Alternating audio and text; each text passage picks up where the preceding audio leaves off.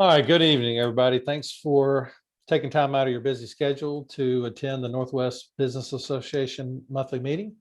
My name is Ben Norman, and I'm the guest speaker for this month. And my presentation is going to be Marketing 101. My company name is Studio Driven. It's been around in a couple of iterations since 2002. It used to be a driven marketing group originally, and I had a lot more partners. And then when 2007, the crash with the economy hit, I had a studio on 14th Street with about, I don't know, $15,000, $20,000 a month expenses, and I had to shut everything down, just like a lot of businesses. So I came back a few years later as a Studio Driven. But basically, it's the same focus I have, and I have that many years of experience directly with marketing, video and photography, production, business coaching, and event planning. I am an old school web developer or programmer and got my start back in 1982. My first computer was a Commodore 64 for some of the old timers that may remember that in the early 80s. No. Yeah, so an interesting point about this is it was given to me as a Christmas present, and my father, all the men in my family are mechanics. They like working with their hands. They want to know how things work. So it came with a manual on how to program in a language called BASIC. And my father made me read that big, thick book and learn how to program before I got to play games. So, you know, at the time, as a kid, I sort of felt it was a punishment. But what it actually did was opened up the door and a path for me to start thinking about programming that much later in life, when the internet came around, gave me a wonderful opportunity to do what I did as a kid. I was a little nerd and didn't know it. Just real quickly, to give you some of my career highlights, just to show some of the depth of my experience and my range, since it seems like I do a lot of things. Well, I move around a lot. And those on the call that know me know I like keeping my hands in all the pots for some reason. I don't know. I guess I'm an adrenaline junkie, and I just like being in the middle of all the action. But some of my highlights from a corporate career is I've worked at AT&T, UPS, Quest Diagnostics Laboratory, Citigroup Bank, SunTrust Bank, and Conduent.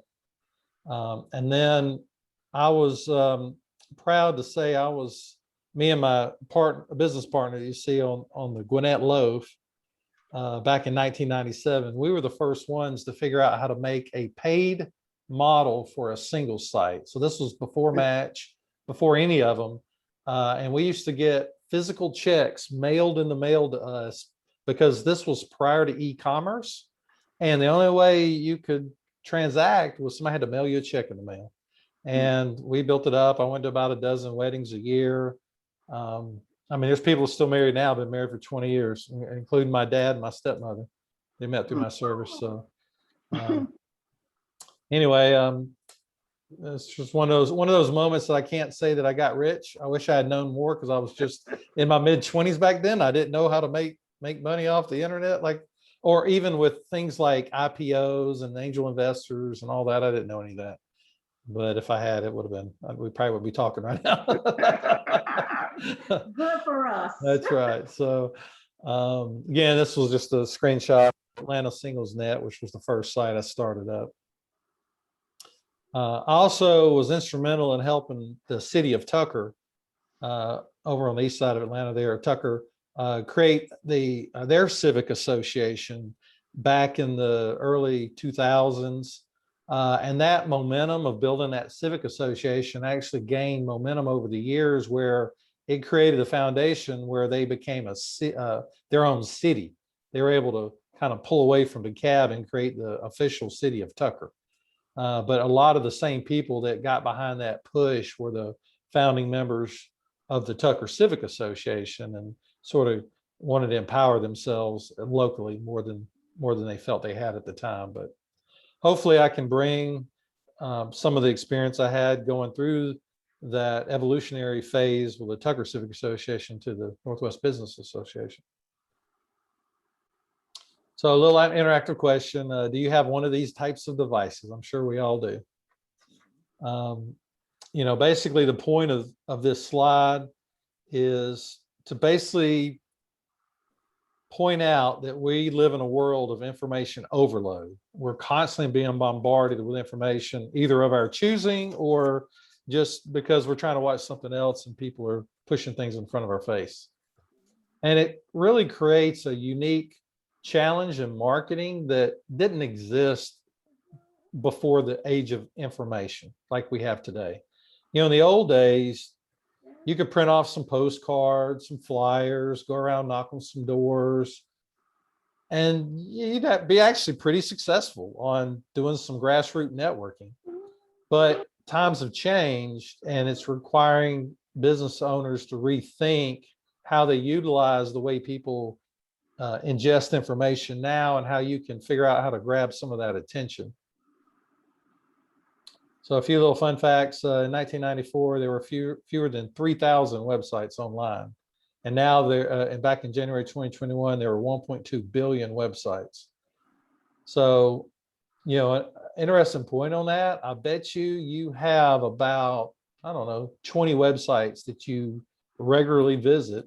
And that's probably the scope of what you spend your online time with. So even though there's 1.2 billion websites, it doesn't necessarily mean that their marketing plans are working, because you may not know about them. Mm-hmm. So, basically, it's what I always tell clients is it's easy to stay busy working all day, but at the end of the day, you didn't do anything to generate revenue. And I find this as a small business owner myself. You can spend all day trying to answer some emails, trying to do some calls, you're trying to do some accounting work, you're trying to update a website or do something related to a little bit of marketing. But when you end the day and you look down, did you generate any actual revenue? And unfortunately, for many days, most small business owners, they don't, they finish a day that they worked really hard and they're tired, but they didn't really do what they needed to do to reach their financial goals. So part of what I really emphasize working with my clients on developing a marketing plan is, how do you make that revenue goal the key around which you build everything else? Because that's really what's going to make you successful and keep propelling you to go forward. Now, we all have to spend time doing administrative type tasks, but you really need to learn the time management skills to compartmentalize that to the extent that you're chasing the dollar. Hey, and I just want to let everybody know that this is interactive, so you Yes. can talk, you can offer Yep. anything, you can ask questions, and I just want to say that what I have done in the last few years is actually somebody suggested to me to write down what I do each hour of the day, and I know it sounds crazy, and when I started doing that, it let me see how much time I was actually generating money or how much time I was really working or how much time, I was spending on different tasks. And can I take this task and give it to somebody else? Or, is this a task that I do best? And that sort of thing. So it just really helped me to just get that. It was a sheet of paper, and for every hour, I wrote down what I did. At the end of that hour, I just wrote down what I got accomplished. And it just shed a lot of light on it for me, how to better manage my time. And then from that, did you find yourself planning your day ahead of time more strict and trying to stay within those guidelines? Yeah. How did that evolve into something that was more successful for you once you realized that? Yeah, because I am not the one, as my husband is, that starts out the day before thinking about the next day, and having everything written down. But it did start me to become more organized and more focused on what I really needed to get done, something that I might not have finished today and I really need to get it done. So then that is what I start working on tomorrow. But it did help me to become more organized and start, really keeping track of things and writing things down. Right. Yep. Any other comments from anybody? All right, so we're going to do a little group exercise. Again, this is really an interactive workshop that we're going through, and we'll actually just kind of go around. Everybody, I want everybody to kind of answer and speak up, because when you voice something in the open and others hear it, there's accountability. So don't be embarrassed, don't be afraid. We're all in different phases of our professional career and our development, and hopefully everybody is always developing themselves to get better, more efficient, more successful. So let me first ask, who on the call actually has an actual marketing plan for their business? Did they actually have something written down that was a strategy on maybe the annual goals, the revenue goals, the clients you go after? Has anybody actually done the formal process of putting something down? We have something down, but it's not as good as it should be. Okay. All right. So one of the early things that I learned working with business owners, whether it was developing a website or a marketing plan, something to do with branding, is I really try to relate it back to what the owner's trying to let others feel about their service or their business. So, in this case, let's just let people throw out sort of what are like 3 words that you would use to describe what is special about your company or business. Because obviously there's going to be a ton of competitors that do the exact same thing. But if you were trying to tell a group why I would call you over someone else, what are some words or some reasons why they would reach out to you first? For me, it would be I offer some custom services, and on the low end of the spectrum, that a larger company with larger overhead and more stringent disciplines, if you will, either may not have, or it's not economic for them to approach that. So. Okay. Yeah, that's custom and sort of at the low end of the industry. And I'm in I do software, but the industry I'm talking about is a custom metal fabrication. Okay, so you found a niche and you make that your strength. That's what it sounds like. Yes, that's a wonderful way to stand out in a crowded field. Whatever your industry is that you're working in, if there's a way you can carve out some sort of niche that you can cater to specifically and build on that can give you that edge, and build a loyal customer base that's coming to you because they know they can't go somewhere else very easily, or at least you satisfy that need and there's no reason to look elsewhere, hopefully. All right, very good. Anybody want to kind of throw out there, like describing who your target audience is? Have you thought about, because a unique audience that you try to target? I guess, Gail, you talked about you've identified some people with your marketing plan. Anything interesting you want to share? You can go ahead.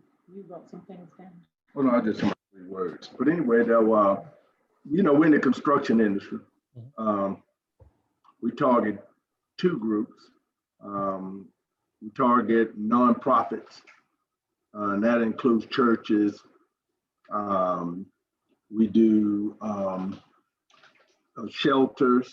We do, and we try to cater to that because usually the budgets are limited and the attention to detail is high. Most of them are not savvy in the construction, and they trust you. Which is one of our words, is trust. We try to work in that market. We are beginning to get into the education. And we work with owners as well as we can be subs of general contractors. So our target market is really that same industry. Mm-hmm. That's great. And it's, and you probably can vouch that now that you have clearly identified your target audience. It helps you stay more on track with how do I get to those potential customers versus running ads just anywhere for any potential audience, correct? Yeah. And I do a lot of meet and greet. You know, I choose the contractors or the owners that we want to work for and set up meetings with them. And now with Zoom, you know, we can do Zoom meetings, which make it a little easier. But before then, we would take coffee and donuts and, you know, meet with a group of decision makers, with a group of pre-construction people in a construction firm, and just, you know, give them our information, and then find out what jobs they were working on, and just let them know what we were able to do to help them get their job done. Okay. So I'm Antonio, y'all, I'm really intrigued. So do you show your art online, or do you have shows? Like, how do you do it? Well, everything, all my, yeah, well, it seems like I had this because this is Mike. So all my artwork, I have a website, and I share my link on my website on like a lot of forums that are on Facebook. I use a lot of social media, TikTok, Instagram, LinkedIn. So anything that has to do with like social media or the internet, like my work is like in all those places. And I also have pieces as well that's around Atlanta, like clothing stores, and also a couple, you know, a restaurant and barbershops too as well. Just so when people come in and ask whose work is this, person that's the owner there, direct them to my website. So. That's great. And yeah, sounds good. So that's been working for you. Is it some area, some other way you want to market that you hadn't been able to, or that you're thinking about? And yeah, I'm just trying to get more traction to my website, because a lot of people that I have, I mean, well, the clients that I do get, they usually want to reach out to me or send me a DM through Instagram and message me through the Facebook forums. But I'm trying to get more traffic to come more so to the website, Right. than my social media avenues. Yeah, it's an interesting evolution on the online presence stuff. You know, originally back in the mid 90s when all this stuff started, the website was the ultimate destination you were trying to get everybody to.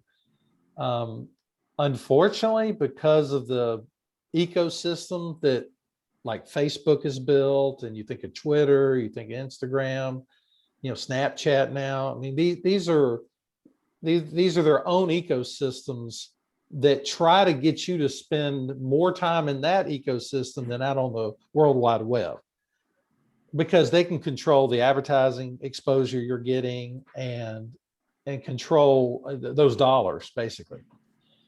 So it, you know, sadly, you know, that may be a fruitless effort if you're trying to get people off those platforms to get straight to your website as your destination of when you do a transaction.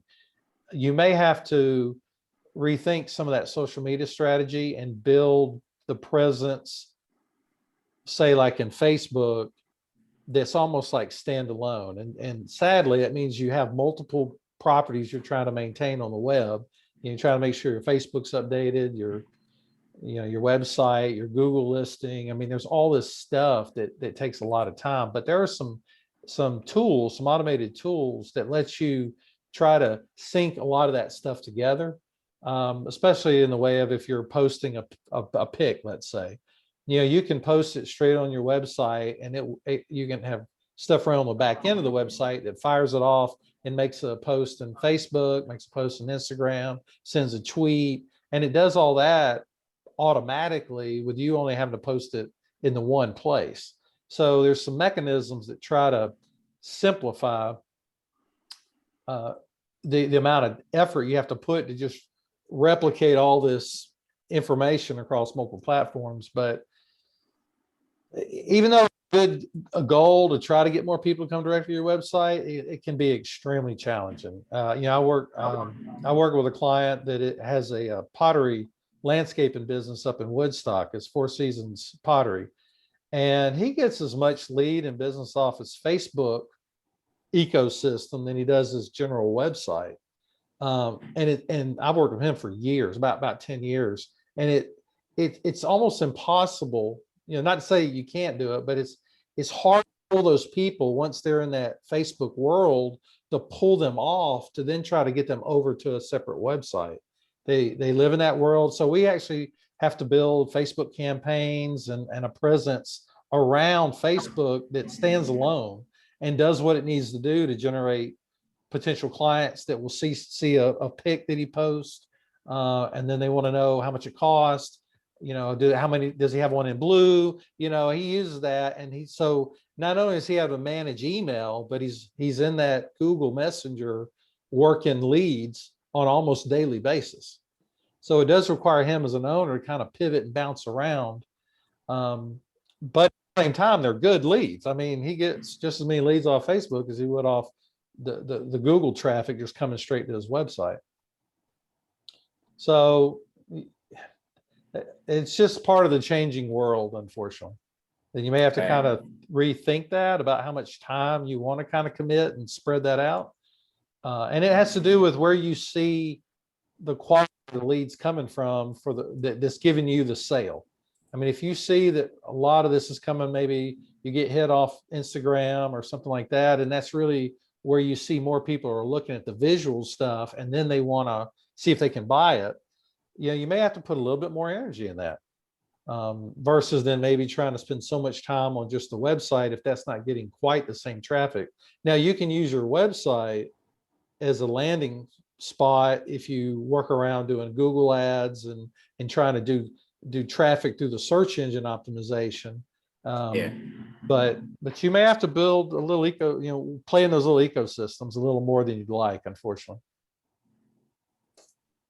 Yeah, because that's what we found, being in construction. Before all of this social media, you just bid a job, turned in your numbers to the people who ask you for numbers, and from there they would decide whether you got the work or not.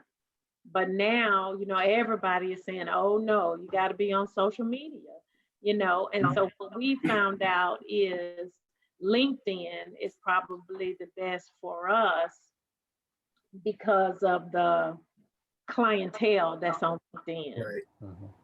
And Yep. so it's a lot of construction companies, a lot of owners, a lot of corporate people and that sort of thing on LinkedIn. And I remember Dale tried to get me on LinkedIn. How many years ago, Dale? I think Dale was my first invite Yeah. on LinkedIn. Connection, yes. And then I texted him back and said, Dale, I don't do this very much. So text me if you want to talk to me.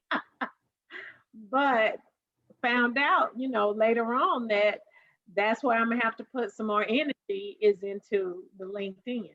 Mhm.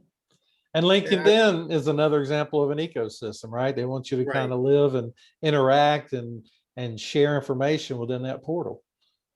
So it sounds like part of what we as small businesses especially have to do is a rational assessment of which of the ecosystems we're going to get the best return from, and regardless of our own personal preference or where we hang out, if my business is LinkedIn and your business is Facebook, or somebody else's ends up being TikTok, that's where you got to go, because that's where the paying, that's where the transactions are. So exactly, you got to be kind of cold-blooded about it and say, yeah, I love this, I love where I am, but I got to go somewhere else to make money.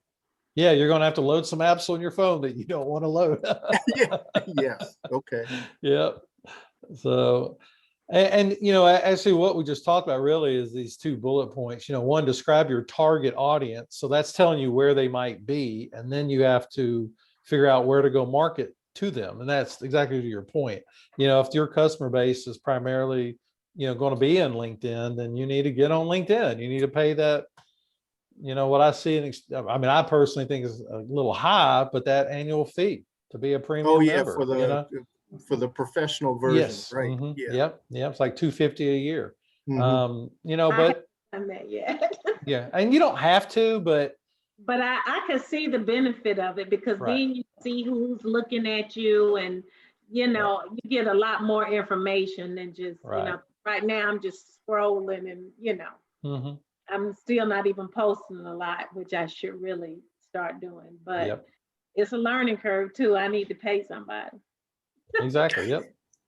Studio driven. Right?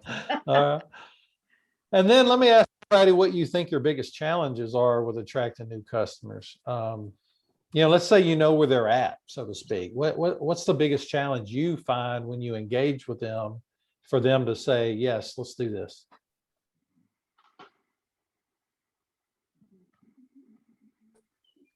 I would say, Ben, I would say getting their attention. You can know where they are, Mhm. but it doesn't necessarily mean that they're going to be responsive to any contact that you may make with them.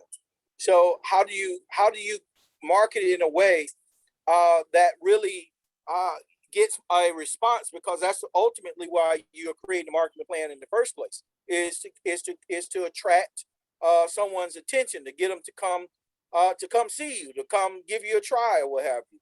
So getting a response and knowing really kind of the psychographics of your client, Mhm. to understand what they want and how to get their attention I think is really critical and a challenge. Yep. Yeah, that's exactly right. All right. Go ahead. Because I can say when we were, what I did put on LinkedIn was some work that we did at Atlanta Airport. And when people see, that you're working at Atlanta Airport, then they start looking and looking and looking. Right. And so it does attract attention. So when you put those pictures on there and put the little description under there, then you get people making remarks and giving responses and that sort of thing. And I think that, again, like Trinace is saying, just gotta get their attention. And so, Antonio, I'm gonna start following you. What's your how can I follow you? What is that? You can follow me on Instagram. It's Arm of Casso.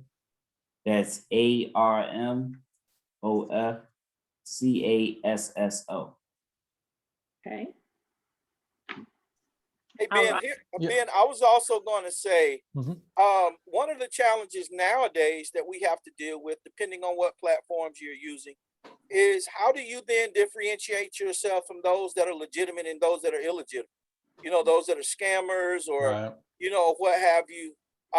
Especially when you're doing cold marketing and you're not marketing to someone you directly know. Right.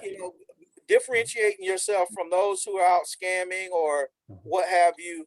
I would call shell businesses that say they sell in a particular a product or service. You subscribe or buy that product or service. They never intended on delivering that product or service to you, only to get a volume of people to purchase or subscribe, to get access to their money for a period of time. Some cases they may refund you, some cases they may not, but it's kind of like a cash sweep where Mhm. Yeah. they're really just getting access to volumes of money to Right. place money in the market Yeah. for 30 days or 60 days, and say, and then Gail calls in and say, hey, I ordered thus and so, and you say, oh, you never received that, we'll just give you your money back. Well, they've had access to your money for 60 days. 30 days or whatever, which that was the plan all you know, from the start. So you differentiate yourself from legitimate companies and a legitimate business, a bona fide business, and someone that is not. That can be very difficult to do for people to trust you. Right. That's true. That there's so much that, like you said, the internet has opened that capability up for scammers to do more and more and more of these types of dishonest transactions. So you're right. I think that's where what Gail talked about can help, because if you have a long saga on whatever the ecosystem of choice is, then it's hard for someone to instantly fabricate that. So if you've showed pictures of your various projects over the years, and I know I'm bad at that, but it's something that takes a discipline to say, you know, once a month I'm going to post something, so that when they go back or when they're doing their due diligence, you know, the fly by night scammer has little or no history. You know, they may have a breadth of stuff, you know, testimonials and all that sort of stuff.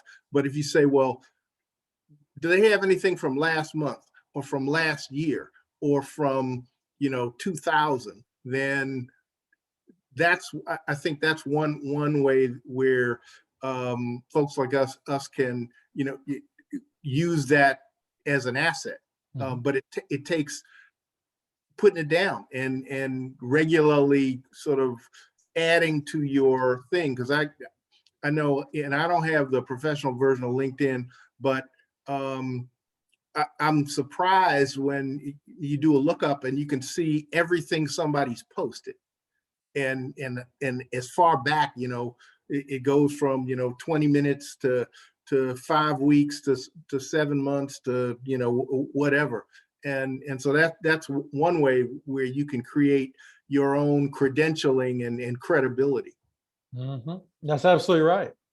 I mean, I've curated a Facebook group, you know, following and all that with just me personally and my business for years. And it is a conscientious effort to know, okay, I need to make sure I put things out this week, like you said, just because I know down the road somebody may be looking at this. And I also have to think about what I'm putting out and make sure that I don't get hit with something that I maybe, you know, in hindsight looks like I shouldn't have posted, or maybe it was reflects negatively on you, either as a business or as an individual. And the internet's opened that up as well. I mean, you as a business owner operator personally, you know, your beliefs, your online persona is just as much speaks for your business, unfortunately, as anything, you know, which wasn't the case before. I mean, some owner that ran some store, you know, he was a nice guy, a nice lady. You walked in there, they treated you nice as a customer. You didn't know how they voted. You didn't know what religion they were necessarily. You didn't know where they hung out, who they hung out with necessarily on their private time. But now a lot of that bleeds together. And unfortunately, you have to kind of think about your holistic online exposure, even as an owner.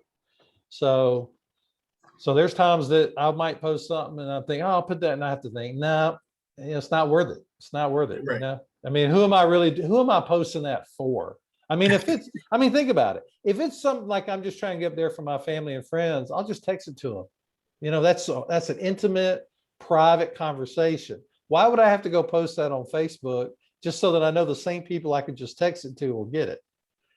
You know, and that's part of that. The social sites have really rewired our thinking to make us think that we need to have it out there for everybody that we know to see it. And it's eroded that professional and personal boundary to the point where it becomes a little dangerous sometimes as an owner for doing what's in your best interest of your business. Yeah, because I did that one time. I just shared something, and it was you know, and I think it was on Facebook. It was on Facebook. And it was basically something like, you know, we've raised their kids, we've cleaned their houses, we've, you know, done this and done that, and they still hate us, right? Yeah. And I don't understand why. So I posted that, and oh my God, some of my friends, some of my white friends, were just, they were like, oh my God, Gail. Oh, I didn't know you felt like that. Oh, I didn't, you know, and it just started a whole buzz that I just really wasn't trying to start. I was just trying to share something that kind of Right. touched me a little bit, you know? Right. And I learned my lesson, just like Tanae said in the thing, you know, you learn after you've been burnt. That's right. That's right. in the chat. So, and you know that, so that is actually something when I work with a business owner, as far as their overall marketing plan, I do some coaching on what you do on your private side might bleed over. So you just need to be mindful of that. I mean, if you're a Trump supporter, then you're proud of that, then okay, that go be you, but realize that some people may not come to your establishment if they know that. And are you willing to lower the net that you throw out to cast and catch potential customers because of a particular belief that doesn't necessarily affect you as a business owner? I mean, you may. I mean, I'm not trying to get in a political sense, but Right. you know, you need to make a conscientious decision. Okay, I'm going to cut my potential customer base literally in half because I'm going to say something or post something personally that may get out there. And I've seen that happen with business owners as well. You know, unfortunately, where you know they did something and they later regretted it, and then you got to really think, was it really worth it? I mean, I don't know. And maybe it is. Maybe you feel that that's something worth voicing. But again, a lot of times these social media companies have brainwashed us to think we're supposed to be telling everybody everything we think, and that never was ever the case. We never did that before. Right. You kept your mouth shut. You know, you had your Right. confidants, you'd share your inner thoughts, but you didn't go around with a megaphone in the street saying everything you thought. So it requires a little discipline that is actually part of what should actually be your marketing plan, to make sure you really are mindful and think about these things. All right, let me go and proceed. We only have 10 more minutes. I'm not going to spend a lot of time on each of these components, but I did want to sort of show you that when I work with a client, and to be honest, full disclosure, all this information is out on the web. You don't have to work with a marketing company to build a marketing plan. You can go Google marketing plan templates, and you're going to find everything I'm about to show you is in some form or fashion or version of that. The reason you choose to work with a company is because you don't have the bandwidth to sit down and start doing a lot of this stuff and asking yourself the probing questions and compiling it all together with a strategy that you develop. See, so what I offer my clients is I give you these questionnaires. We do work sessions, but then I go off and I formulate strategies and strategic ideas that I come back to you and say, hey, have you thought about this? Have you ever attempted to do that? You know, this is a potential niche market for you. This is where I kind of bring some fresh ideas, and maybe you've thought of them, maybe you haven't, but either way, whether you thought of it or not, we can explore that and come up with some actionable items to go find new customers that you currently don't go after. So first section of any marketing plan, you need an executive summary. Then your second section, second most important thing, who are your target customers? Section 3, your unique selling proposition. Why am I choosing you over your competitors? Section 4, pricing and positioning strategy. We all buy things based on price, unless you're just ultra wealthy and price is no option. But even with that, it becomes positioning. If you get to a point where price doesn't matter, it's buying a brand. I'm buying that because I want people to know I can afford that, and that brand carries value, or that brand has quality and I'm going for quality. So you have to figure out your strategies on both the pricing and your positioning. Then you need a distribution plan. How are you going to distribute, the marketing? What are your offers? Different ways you can generate. I always like working with a client to come up with some quick wins. How do you get some quick revenue coming in off some little idea we may think of, and then what are some longer term strategies? Because truth is, we all need to make a little bit more money today.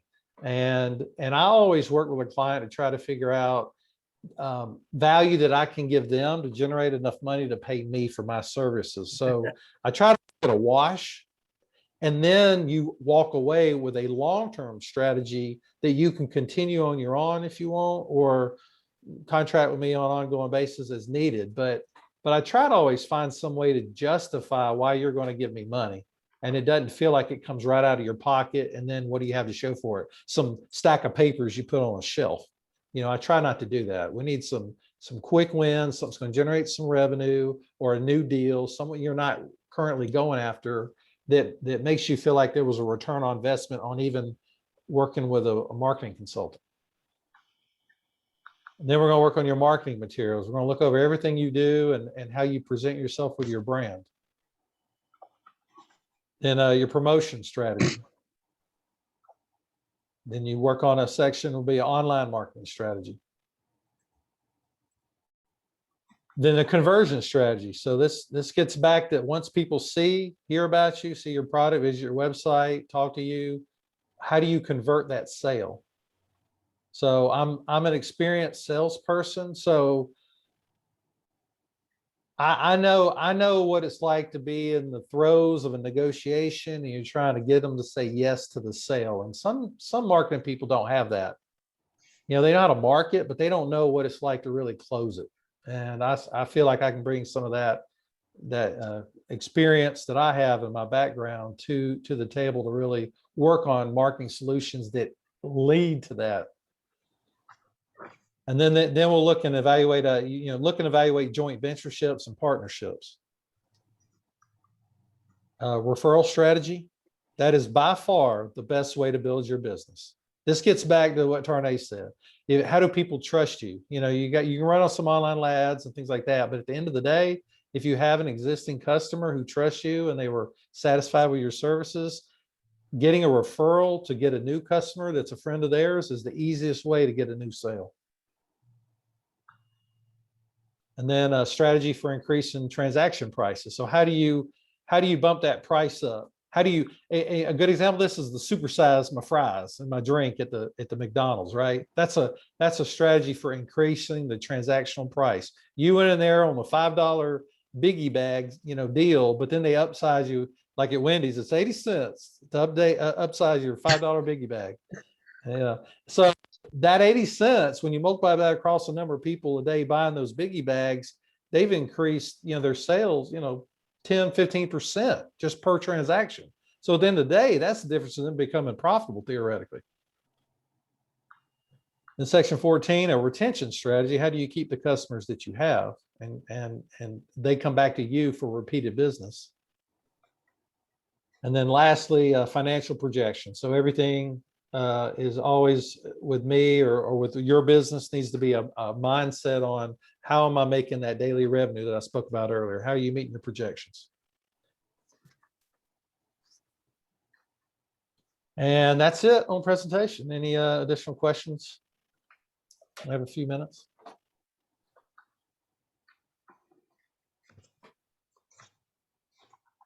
All right. Well, I look Hey, forward. Ben, sorry, Yes. I was trying to unmute. Go ahead. Yes. So I think one of the struggles that we have is we have so many ideas, but there's only so many hours in a day. Right. Like I was saying earlier, like I'm his fake administrative assistant. I have a full-time job that I do Right. where I'm, like my presence is required. And so we always come to this like argument of we have all these ideas that we said we're gonna do.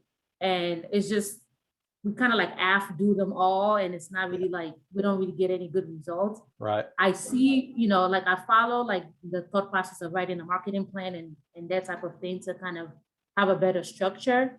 But is there like any other tip outside of writing the marketing plan that you would give for like that kind of scenario? Well, the reason you would do the marketing plan is to flesh out the challenge you are having now. So the truth is, any of us as business owners could go out to a dozen, 2 dozen, 100 different avenues to find customers or have ideas. Maybe I do this, maybe I do that.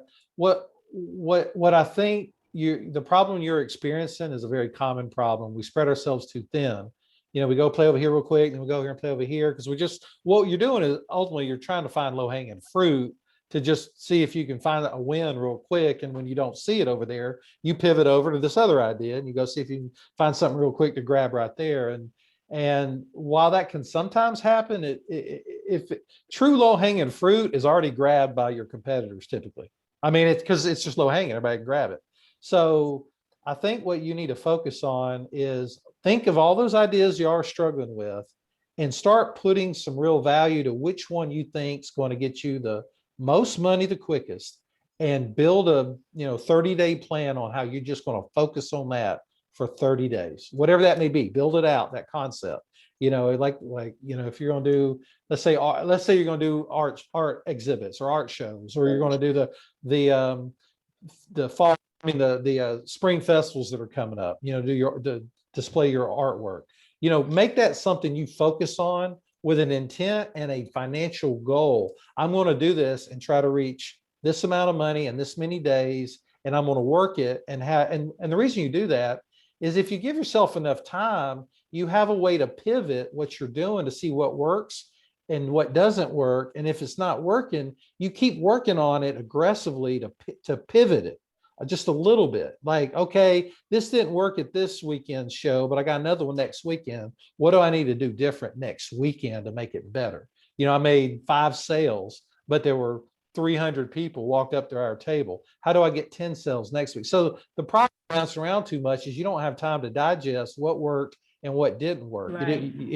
So you got to kind of compartmentalize your brain and focus on something for a little bit longer and don't get distracted, to at least work it through and flesh it out. And that way, what it does, it will tell you, this is a dead end idea. I don't ever need to do this again.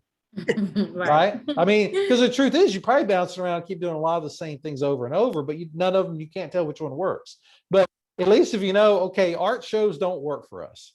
That's not our client base. That's not our target audience, because we try, Right. maybe I thought it was, but after doing it aggressively, I fleshed it out that it's not. So I'm not doing that anymore. And that gets back to that, finding that niche on where your customers are. Well, thank you. Okay. Any other And questions? take the time to write your ideas down. Take it from husband and wife in business since the 80s. You have to write it down to hold each other accountable. So you won't, because you're throwing out ideas. And I know you see, like I did, being brought up marketing plan, you're like, oh, I got to write something else down. I work a Right. So over dinner, over eating your hamburger, just write them 10 things, the ideas down. Don't flush them yet.